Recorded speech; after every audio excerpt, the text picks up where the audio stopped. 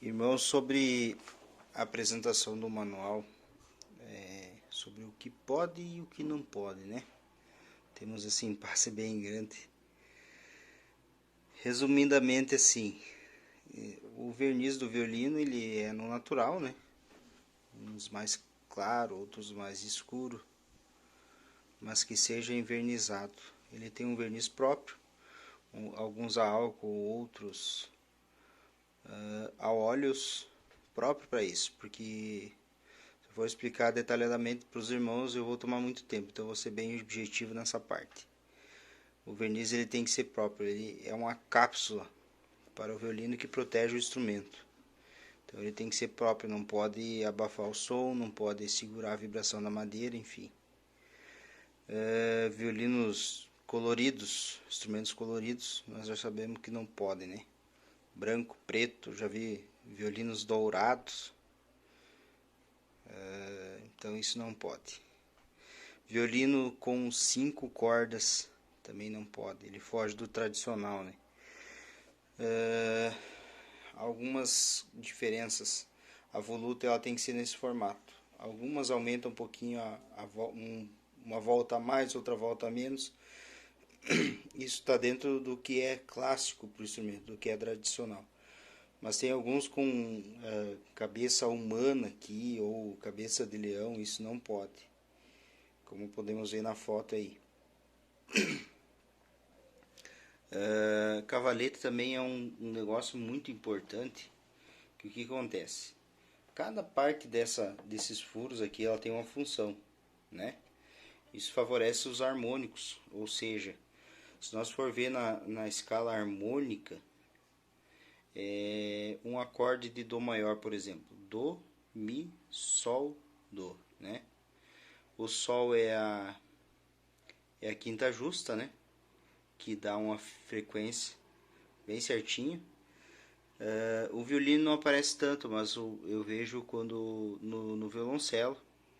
O violoncelo dá uma frequência muito certinha. Por exemplo, você toca uma nota Dó, você sente vibrar a corda Sol solta. Ou seja, então a frequência harmônica ela vibra junto. Então, se não tiver esses furos exatamente como eles estão no cavalete tradicional, não dá essa frequência. Os cavaletes antigos eles não tinham esses furos, só tinham 2 no meio e em cima aqui. Então, depois de muitas pesquisas, os luthiers chegaram a essa conclusão que do jeito que ele está aí é o que é o correto, é o que vibra melhor o som. Alguns tiram essa parte aqui, ó, deixam ele aberto aqui. Dá a impressão que o som fica mais alto, porém ele fica estridente. Ou seja,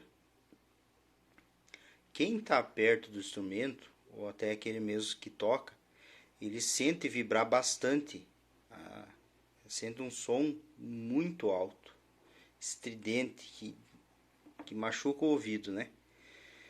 A poucos metros longe já não se escuta, já não é a mesma coisa. Então, o que é um instrumento bom?